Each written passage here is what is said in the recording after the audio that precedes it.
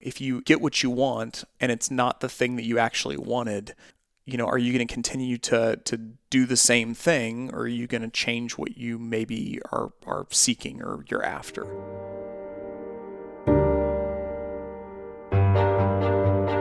Hey, what is up, everybody? Thank you so much for listening to another episode of Going Deep with Aaron Watson. This is part 2 of a conversation with Brent Beshore, the CEO and founder of Adventures. Had a fantastic conversation with him in part 1. Make sure you check that out. To provide a little context, we kick off part 2 with a conversation about the leaders that Brent leaves in place of the companies that he has acquired, and then get into some interesting conversations both around relating to our fellow man, cryptocurrency, and much, much more. You're going to enjoy it, so here is the rest of my conversation with Brent Beshore.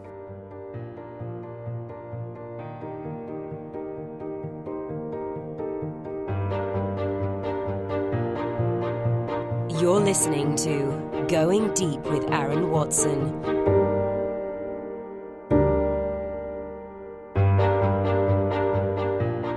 Speaking to these talented leaders and letting them do what they're going to do, as part of your due diligence and research process, there may be an owner that's leaving the business, but there are these existing leaders that are in place that you're entrusting.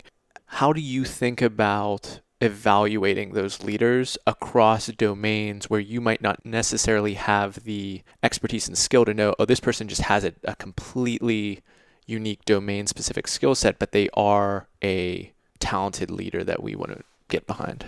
Well, I think the nice thing about leadership is that the skills for leadership and the technical skills necessary to sort of work within a specific space are really different. I mean, so leadership has some universal principles, at least we believe that they're universal.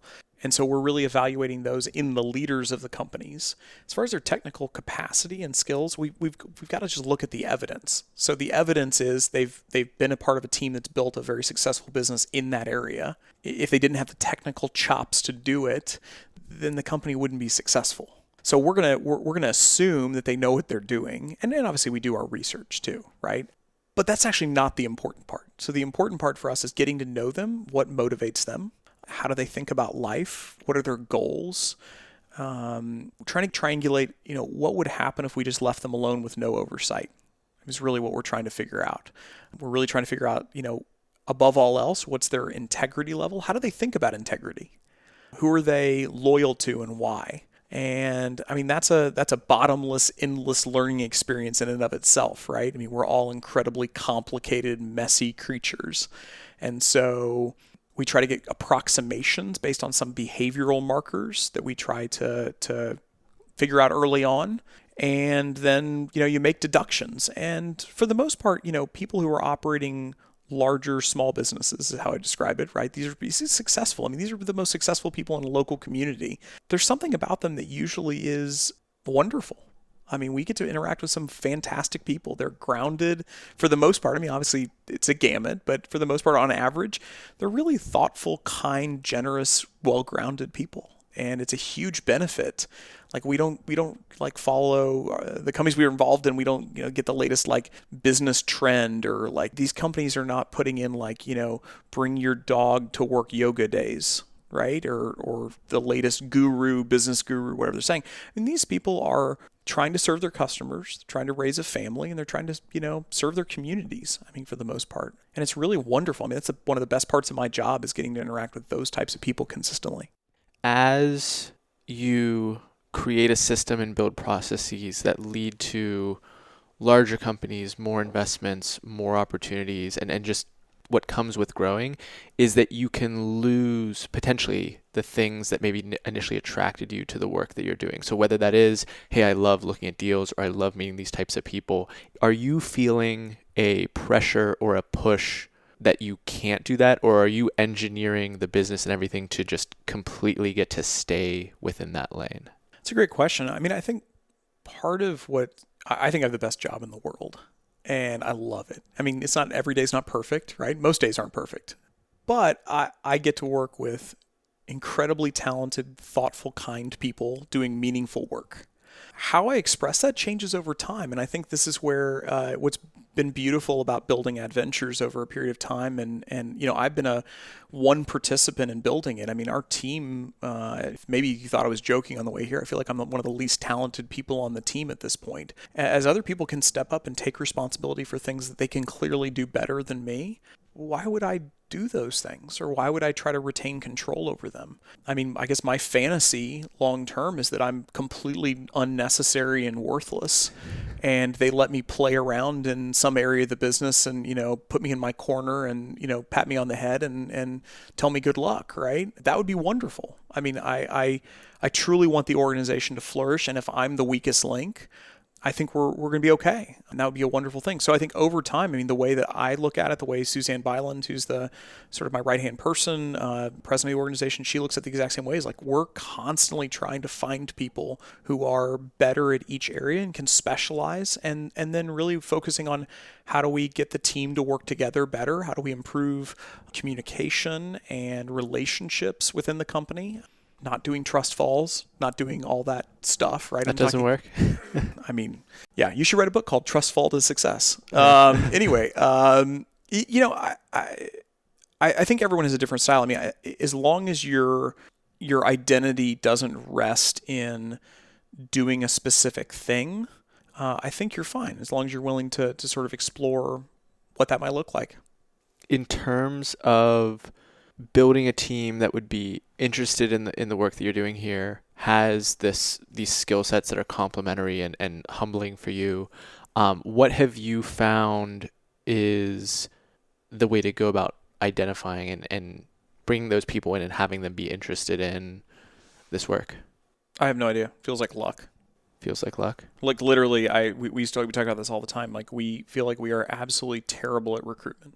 We have incredible opportunities that are like overflowing in front of us, and we don't have enough people to execute on all the opportunity. I mean, by like a factor of 10. And so, yeah, I mean, I'd say hands down the biggest limiting factor is finding remarkably talented, kind, generous, high integrity people. By far, it feels like completely random. Like I said, how we bring people on board is we somehow get in touch with them, we start a conversation. We get to know one another. We see an opportunity for them to create value on the team and to be a part of it. We invite them to do so. But that's such a long process. I mean, it's just it doesn't feel seamless, let's put it that way. Do you think the person that you were when you were burned out from school and just getting into the event marketing business, was that person someone that you would have hired here? No, for sure not. I was young. I mean, obviously it's just an age number, but I was inexperienced, I was arrogant, I was condescending, hyper-competitive.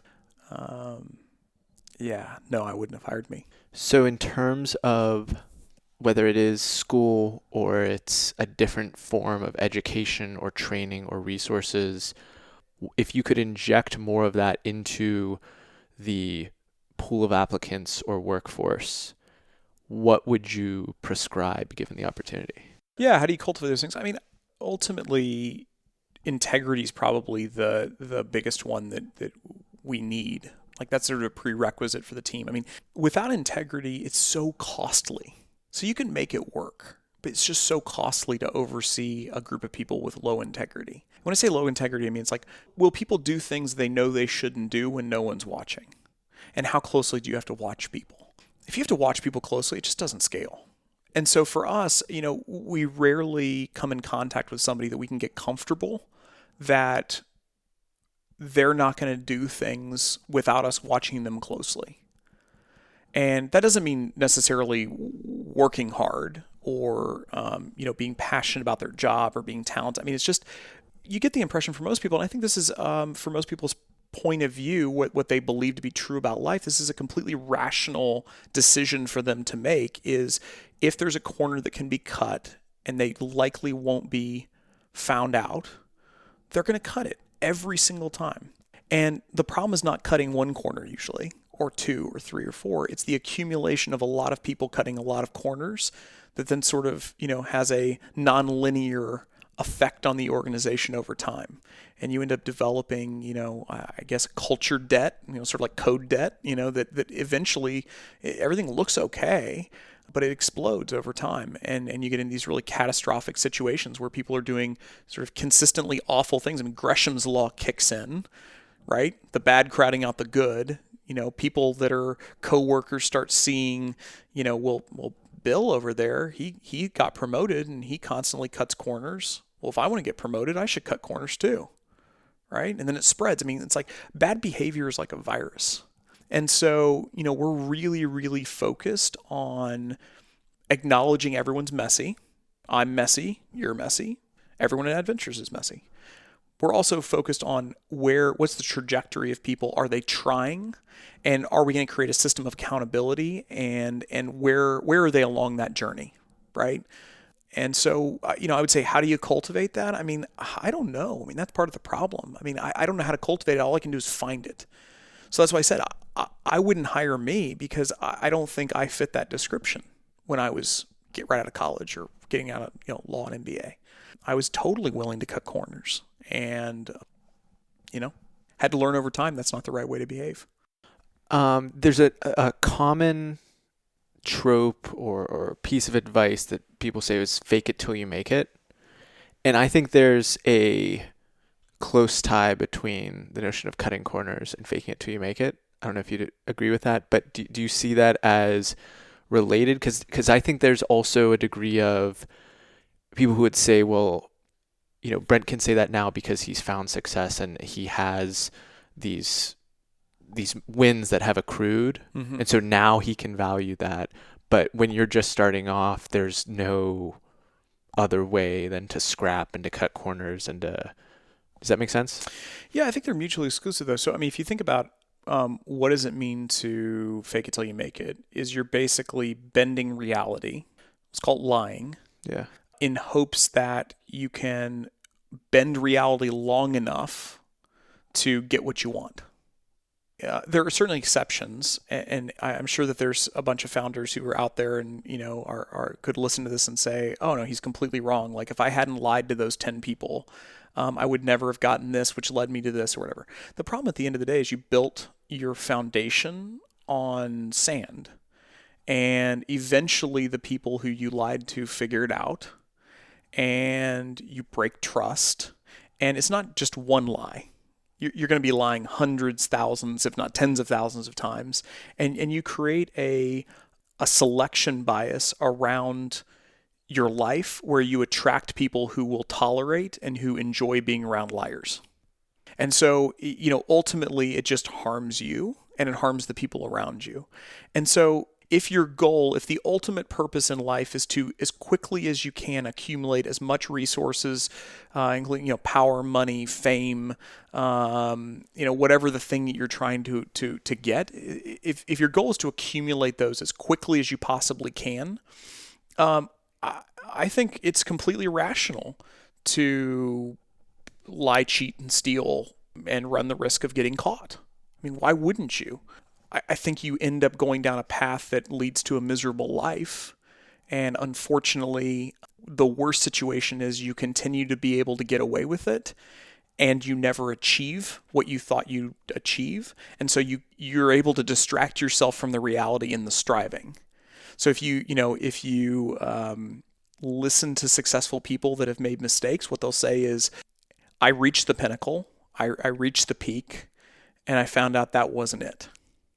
And so what you often find is a situation where it can be a very effective tactic with the wrong strategy. I dig that. Maybe changing pace a little bit, we talked about the recruiting company. We talked about a couple of the companies that are in your portfolio, but you've written a blog post about this. You like these quote unquote boring companies. And I don't mean that in the sense of like hat salesman Elon Musk, but in the sense that these aren't necessarily the big, sexy, brag about type of investments for most people. Sure.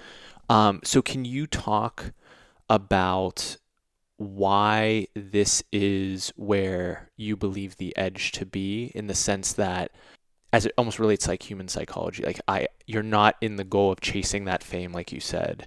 It is about this other game that you're playing. Well, so again, going back to this idea of selection bias. So if you look at industries, the lowest returning industries on average, so if you think about probabilistically, how successful will I be in an industry, the lowest success overall industries are the highest profile industries. Right. So the wine business, the film business, marketing companies, right? Like these are all areas where it's like, oh, I get to be impressive, right? I'm in this like really cool, hip industry. I would argue in totality, technology in general is a really low return business on average, right? Now, again, you have these big power laws at play, Yep. but probabilistically, if you're going to go into an area of business thinking, I just want the average success, we can talk about the psychology of why no one thinks this way, Yeah. but it's called the base rate, right? So if the base rate is everyone loses their shirt and goes out of business, you should think long and hard about that being the industry that you choose to get into. So why is that? Why is there a correlation between, we'll call them sexy businesses being lower return and boring businesses being higher return? Well, let me pose this to you. So you watch movies. Yeah. When you watch a movie, do you ever have this drive where you're like, it'd be really cool someday to create a movie, right? Like I've experienced gosh, that. Yeah. that'd be amazing, right? Yeah. Have you ever driven by somebody roofing a house? Yes. Have you ever thought to yourself, gosh, I really wish I could quit what I'm doing today and go sit on the top of a house with no harness on, and the probability of maybe falling down is high, and pound nails into the top of a roof in the hot sun? Yeah. It's 95 degrees. Yeah. No, I've not experienced that. Yeah, most people don't. And so what you end up getting is there are non-economic reasons why people are in an industry, and there are non-economic reasons why talent is drawn to an industry. And so the higher the competition for talent and the higher the entrants into the space that are well funded, the lower the returns are going to be overall. Just a supply and demand issue. What about, so there's also, getting into like the psychology that gets tied up in these, is there's people who say, I don't want to be a big fish in a small pond. That bruises my ego to know that I'm not in Lake Superior, I'm in Lake, I'm blanking on a small lake. We'll be gone? No. Yeah, we'll be gone. Yeah. Yeah, I mean, I don't have I don't frame things that way, so it's hard for me to get inside somebody's head who has that mentality, right? Like, what's important to me is, my community and my family and my friends and my church. And so I'm not up prioritizing, being a bigger fish or a smaller fish. Ironically, we're all the same size regardless of the pond we're in. So you're as big of a fish as you'll be in whichever pond you're in, right? And so I do think that there is that draw. I hear a lot of young people say this, like, I can only be successful in a New York or an LA or San Francisco or, to a lesser extent, a Dallas or a Chicago or, wherever, Atlanta. And it could be true. It could not be true. It depends on what you want to do. It depends on, are you a train on a track and you've got a track laid in front of you and you're going to stay on that track? Or are you on a bicycle? Or are you hacking your way through the jungle with a machete, right? Those are all different frameworks for how you can think about, the life you're trying to lead. And, being a train on a well-laid track is a very different life and a very different experience and comes with different opportunity costs than hacking your way through the jungle. And some people are happier hacking their way through jungle, and some people are happy being the conductor of a train. That makes sense. How has your relationship with that changed? Because you say that you're not in that position right now. It's hard for you to frame into what size fish am I in this pond or whatever. Has that been a transition for you? Has that been something that you've adopted from someone else? Has that evolved personally for you? Yeah, I think earlier in my life, my career, I certainly made all the mistakes. And so I craved fame and power and money and, compared myself to others. And yeah, absolutely. I was trying to be a bigger fish. And I think ultimately, thankfully, somehow I came to the conclusion that was a pretty bad path to be on. So I just don't know how you make that transition, right? I can tell you how I made it and like the steps that I took and sort of the way I thought about it at each stage.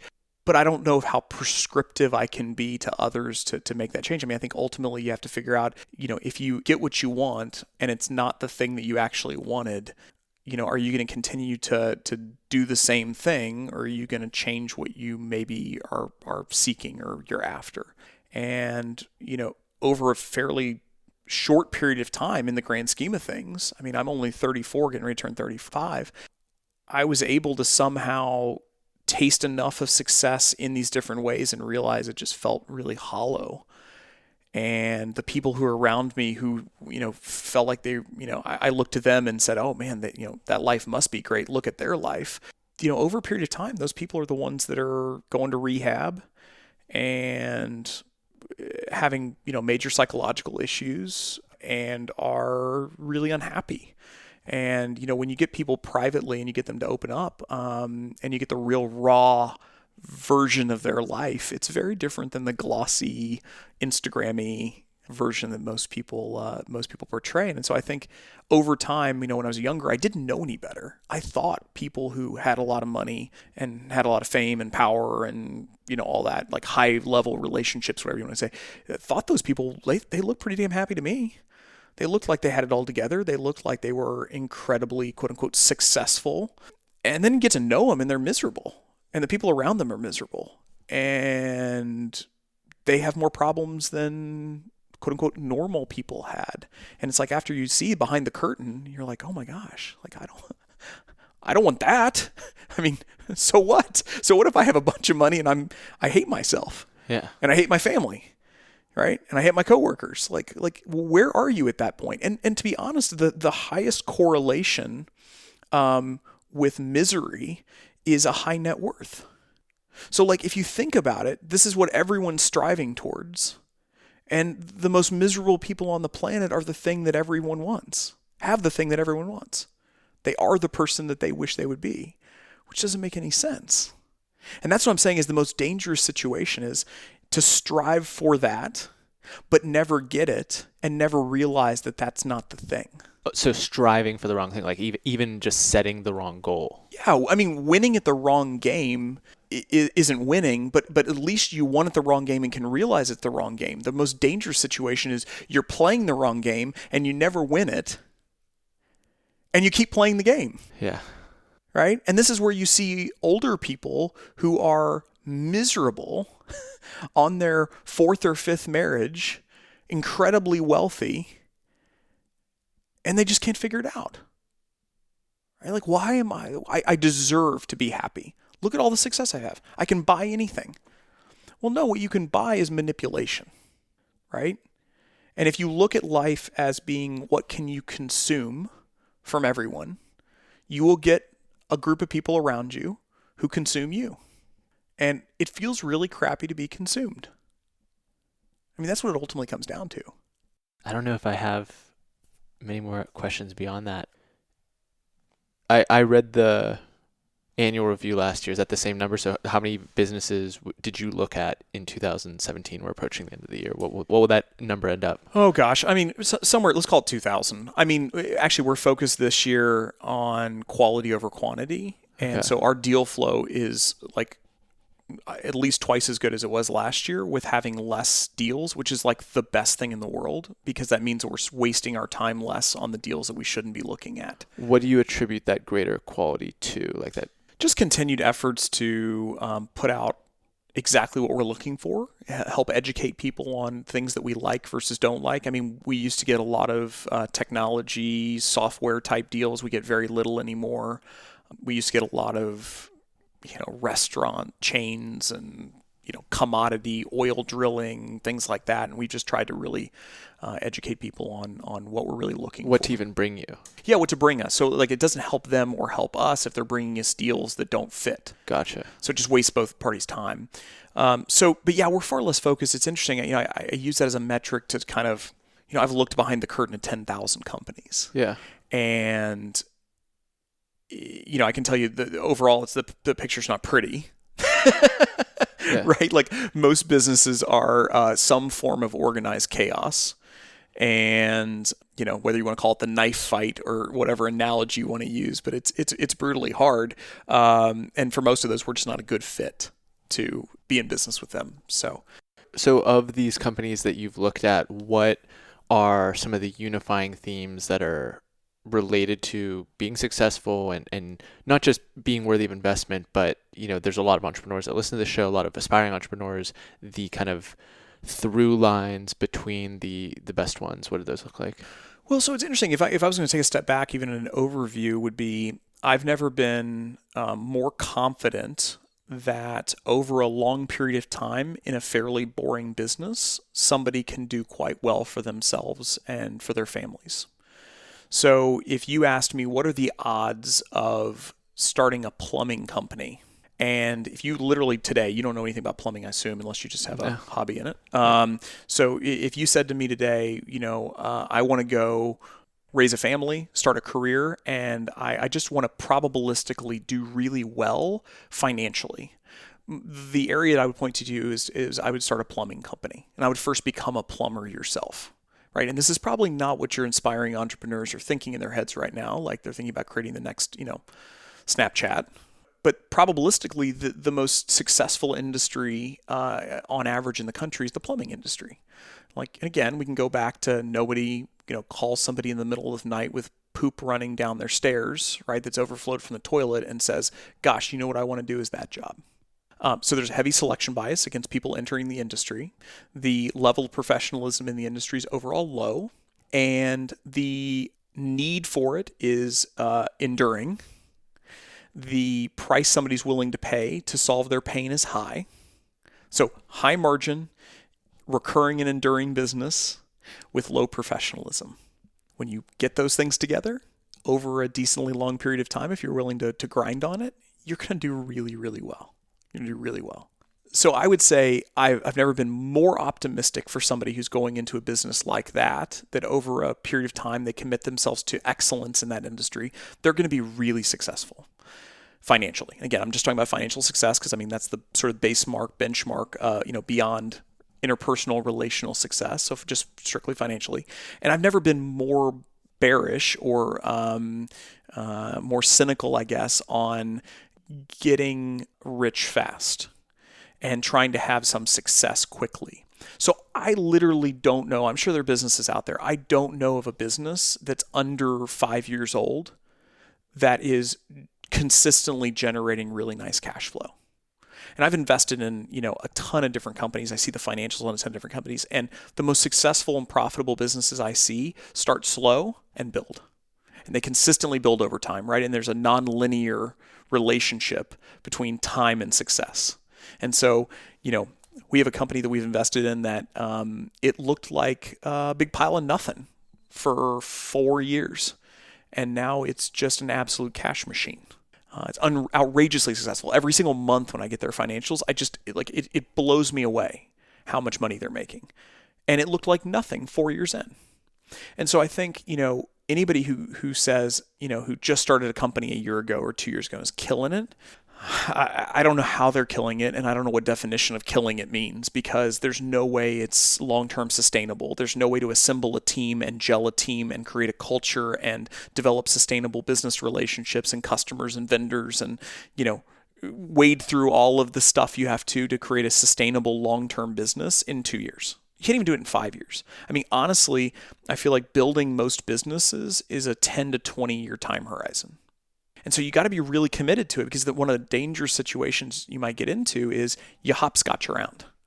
So you start something and you realize, man, that's hard. I'm going to jump to something else. Then you start that thing and you're like, that looks easy. Well, turns out it's hard. Well, I just need to jump to the next thing. That looks easy. Jump to that. Now that's hard. Guess what? Everything meaningful is hard. So what most people do, I feel like, that I see pretty consistently, is they face a level of adversity that makes them uncomfortable. They arbitrarily opt out. And it's really that powering through that dip that I see yielding incredible results for people. So yeah, I would say those are kind of the big themes. Most businesses are cyclical. Most businesses are fairly low margin, and that makes sense. If you have competition, people are going to compete away profits. And in good times, you're going to be able to make more money because of scarcity of the supply. And in bad times, it's the opposite. And so you got to be careful too to really analyze the quality of a business is not in any given year. The quality of the business is over a long time horizon. What is the free cash flow? So not profits, because profits a lot of times have to be reinvested back in the business. We really recently looked at a company that, was doing, $6 or $7 million of quote unquote profit, and the owners could maybe take $1 million or $2 million out of the business, just consumed cash. And so you've got to really look at the totality of the dynamics of the company. And that's really what I do for a living. I mean, I'd say that's my core competency. That's something that, after over 10,000 reps, I can pretty quickly break down what are the dynamics of the industry. How does the balance sheet, income statement, cash flow statement flow together? It's a side note for your audience. If on average, if I could recommend one skill set to somebody who wants to succeed in business, it is to become fluent in accounting. So not being fluent in accounting and being in business is the equivalent of trying to live in China and not speak Chinese. I'm sure you can do it. I don't know how successful you can be, and I don't know how many relationships you can develop, and I mean all the analogies that would make fit there. So I would say overall the markers of success we see are a sort of heads down, faithful attitude where you're going to grind and try to deliver for your customers over a long time horizon, treat people fairly over a long period of time, and genuinely you're going to outlast almost all of your competitors. And so if somebody wants to start a business today, my best advice to them, again, depending on what their goals are, if their goal is to get famous, becoming a plumber is not going to get you famous. So if that's what you're optimizing for, fame, or if you want power, I guess get into politics. I don't know. I think that's probably the quickest way to accumulate power. It's certainly not to become a plumber. If you want to generate high economic returns over a long period of time, get into a boring business and grind on it. You'll be successful. I have a good friend. He is in tech, but what he does is he just goes into buildings and installs hardware for people. So that is not sexy. That is not... That's plumbing. It's its own form of plumbing. And he cannot even find people to hire. He literally has too much work coming in and not enough skilled people that he could just hire and put them into the system, that his stress point is there's too much to do, too many jobs, too many income opportunities, and I can't take advantage of But that's all of my them. problem too. Right. So if you think about it, the problem that it seems like he has, that we have, is we're not impressive at a bar. Right. So if you tell somebody you work at Adventures, it's not impressive at a bar. They have no idea. What is Adventures? Well, we're a family of companies that acquires family-owned companies. Well, I don't know what that means. Well, we're a private equity. Oh, you're a private equity firm. Yeah, but we haven't raised outside capital. Okay, so you're a pretend private equity firm? I don't even know what that means. Most people don't have no idea what a private equity firm means, right? Yeah. So, and it's really hard. If that guy, I'm assuming, he's he goes out to a bar and people are like, "What are you doing?" He's like, I'm in tech." And they're like, "Cool. What do you mean you're in tech?" Well, I plumb hardware into buildings. I've heard him say it multiple times, when he'll explain it to someone, and even he has that awareness. He's gotten the face back enough times that he knows that no one's eyes are going to light up, and he just kind of sheepishly says it, despite the fact that he's just killing it. Yeah, but that's what I'm saying is most people want to be impressive at a bar. Almost everyone wants to be impressive at a bar, right? And that drives far more of behavior than a rational economic view. So another good example of this is functionally a $40,000 a year salary in Columbia, Missouri is about equivalent to maybe $120,000-ish a year salary in New York City. Okay. So, it all depends on your preferences and, all the things that are important to you. But on average, that would be my best guess, right? Okay. So if you're thinking about it that way, you're like, okay, it literally shouldn't matter to me if I'm talking about pure economics, if I make 120 or 100 to 120 in New York or 40 or 35 in Columbia, Missouri. It should be functionally, it's exactly the same, right? You go try to tell that to somebody, right? They're just going to be like, well, that doesn't make any sense. Of course, I'd rather, why? The sushi's better in New York. Yeah, I think we've got a sushi restaurant here that I'd go. I'd take the Pepsi challenge on that. I've heard I've heard the argument enough. I'm just kidding. Yeah. But anyway, it's an interesting dynamics where a lot of times what people think is important to them isn't actually important to them. And so what they're doing is they're overlaying a set of choices onto a set of preferences that don't have any congruence at all to them. And that's where you get into this really strange anxiety and frustration and anger that life's not working out the way you want it to work out. And look, luck matters a ton, right? We didn't talk about this, but I believe that at least 90% of any success we've had is due to luck. Maybe higher, maybe 95. And even that's, a proxy of luck because I was born into a country at a time period with all that stuff. But if you look at this and you say, okay, we know that people aren't honest with themselves about what they want, then really I think that comes down to the root of it is, your listeners need to really search themselves and be honest with themselves. Like if you just want fame and you think that's what's going to fulfill you, then trying to angle for money, right, without putting fame as the number one thing is going to cause you a lot of pain and suffering, and you're going to have a lot of frustration. You're not going to be what you feel like on the path. Now, I would argue that all of those things are going to eventually lead you down a path of misery, but at least you're going to be playing the bad game poorly. Yeah. Right? So at least, I guess at the end of the day, at least play the bad game well, and be honest with yourself about what you're trying to achieve, and then just go and do it. I dig it. Well, even if this never made it to air and never got to share this with any of the audience, which we're obviously going to do, I have learned a tremendous amount from speaking with you, Brent, and I really appreciate you taking the time. As we do at the end of each episode, there's 2 last questions. The first is so people can follow along with what you're doing and connect in the digital world. What coordinates can we point people towards? Well, I would say the website, Adventures website. So our name is our website. Okay. So Adventures with a dot before the ES. Go there. We have an email, like I said, for kind of an email, not even a newsletter, because we just intermittently send out whenever we create a new piece of content or have something to say, we hit the list. Read a lot of the stuff that we've written to get, perspective on how we think about the world. We're constantly changing. We have a piece that probably is the most well-read piece that we've ever written called our No Asshole Policy. And somebody tweeted out the other day, I hadn't looked at it in about 3 years, and I just cringed. I started reading it, and it's awful. It's really, really bad. So we've just recently redrafted that. I think that'll go live sometime in the next couple of weeks. So we're constantly trying to work and change, and as we learn more, try to share that with other people. Our goal with all of our writing, all the content we create, is to create a dialogue with people, attract the right people, right? Repel the wrong people.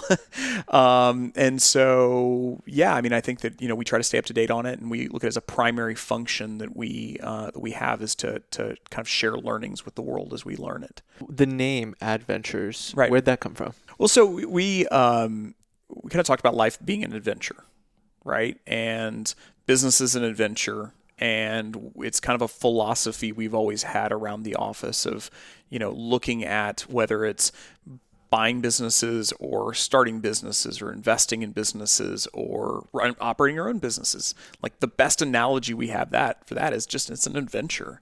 And so when we went to pick a name, we picked Adventures. And then we had the opportunity to, when you look at, what different domains can you buy, opportunity to get the hack domain, the shortest domain that's possibly out there that fits our name. And we were like, well, let's just put it in the logo. And so that's how Adventures with a dot before the ES came about. Cool. We'll have all the links there to the blog post, and website. Twitter too. I didn't mention. Yeah. Twitter. I try to engage in Twitter. It's funny. The more time I have, the more I engage in Twitter. The less time I have, it's kind of like I down prioritize it, against everything else. So, but Twitter's another great way to connect with me. Awesome. So. Well, we're going to link that in the show notes for this episode. goingdeepwithaaron.com/podcast is going to be the place to find that for this and every episode of the show. But as we do, I want to wrap up, Brent, by letting you take the mic one more time and issue an actual personal challenge for the audience. Personal challenge. So I have the luxury of having a lot of friends in the Midwest, in the South, in the North, in all over the country, and actually all over the world. I have some of my favorite people are residents of Iceland, and I consider it to be a huge blessing that I get those perspectives kind of consistently given to me. So I have people in rural North America, in Europe, in Africa that I've been able to connect with, as well as people in big cities. And I would say is if usually most people are more dominant in either a local network, whether they're in a big city or they're rural. And so if you feel like that you have a more rural network, go and meet people in big cities. Go and get that perspective. What's life like in big cities? What's the avant-garde? What's the new thing that's happening? And sort of get that into your life. And if you're in a big city and you're listening to this and you don't know anybody who is a Republican or is religious or shops at Walmart or lives in the middle of the country, I would highly advise that you try to actively cultivate those relationships. I think what you'd find if you did that is that people are almost identical, but coming from very different perspectives on what's important and how they think about their life. And that's going to really greatly enrich your life, and it will enrich the lives of the people who you get to connect with. So I think it's an easy challenge. It's a fun challenge. Get out there and meet people who are different than you.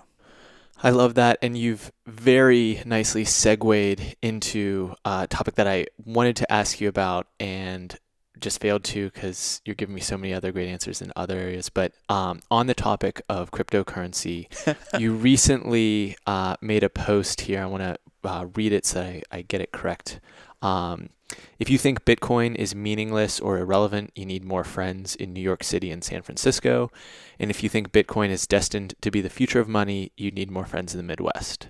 So given that we as a show probably have a bias towards the New York, San Francisco types who are on that cutting edge, developing cryptocurrencies and talking about what they're doing there, on balance, not asking you to necessarily pour cold water on everything, but can you elaborate a little bit more on how that perspective pertains to cryptocurrency and maybe other thoughts or perspectives on it that you would be willing to share?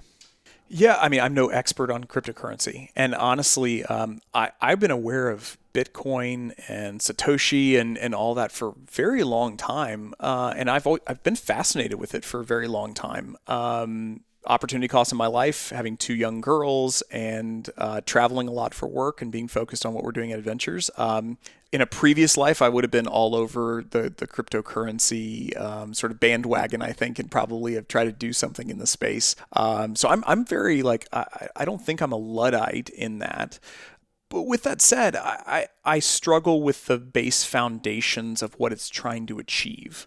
And so I think that whether it's Bitcoin in particular or Litecoin or heck, there's a website I went to the other day that was 700 ICOs that were going on at the same time. And it was obviously joking, but it was like the new coin for toilet paper. It's like, I think there's a lot of things that don't need to be cryptized or whatever you want to call it, right? I think there's a lot of things that could stand to really benefit from the technology. And I think that as far as a cryptocurrency goes, I think there's a lot of benefits to settling contracts, to allowing types of interactions that need some sort of level of decentralization. I also think that the fundamentals of like a Bitcoin, the consumption of energy is something that just is mind-blowing to me. I mean, I looked at something the other day. I think it's like the 62nd largest country if you categorize Bitcoin activity in terms of consumption of energy. It doesn't make much sense to me that a lot of those same people are the people who are traditional environmentalists and who are concerned about burning fossil fuels, and a lot of the farms are near sources of energy, some of which are clean, some of which are not. And so, but just in general, the idea of basically jumping through a lot of hoops to be able to produce, a digital asset doesn't feel like the best solution long term to the problem that I think it was addressing. Now, with that said, maybe Bitcoin goes 10x from here, or 100x, or 1000x. And, maybe everyone who got on the bandwagon early are multi-billionaires, right? Like that's possible. I mean, I know somebody personally who's made well in excess of $30 million on Bitcoin. I also know somebody who accidentally lost their key to over $40 million of Bitcoin. I like to bring that up with him every time we have dinner. Anyway, he sheds a tear or two. Yeah. And anyway, but so in general, I think it's a really neat technology. I'm excited to watch it. I'm just sort of a bystander at this point. I mean, I don't own any Bitcoin. The only things I own is cash, U.S. dollars, and stakes in highly illiquid private companies. That's kind of my barbell strategy. Yeah. So I try to block everything else out. I don't own any public shares. I don't follow any commodity prices or anything like that. So I just try to simplify because my investing life's pretty complicated in one side of it. And so, but I think it's a really interesting space. I think there's gonna be a lot of development that comes out of it, and hopefully a lot of good that comes out of it. I would caution people, it might turn out well today. It's never turned out well when you get a flood of people into a space who are trying to get rich quick. I can't think of a single time in the history of the world that's turned out well for the people. You're going to have outliers. You're going to have people who it works out exceedingly well for. But again, the base case that you got to think through is probabilistically, am I going to be successful, whatever successful means, in that space? And I wouldn't feel comfortable right now saying, today, go out and buy Bitcoin, and that's going to be the way that you support your family over the next 20, 30, 50 years. Yeah. When in a speculative mania, may the devil take the hindmost. Yeah. Brent, once again, thank you so much for doing this. I really, really appreciate it, and for sharing your time with us today. Yeah, really appreciate you having me on. Thank you so much. We just went deep with Brent Beshore. Hope everyone out there has a fantastic day.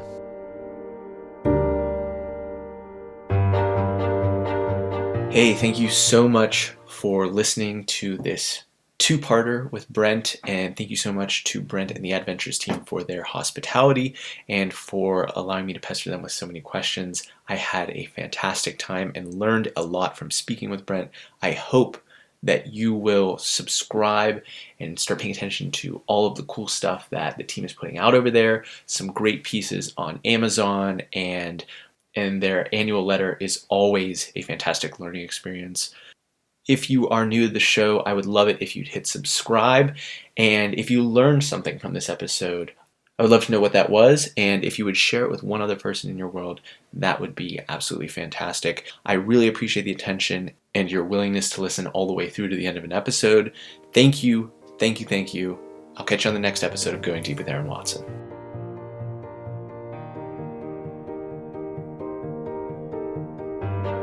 Thanks for listening. Connect with Aaron on Twitter and Instagram at AaronWatson59.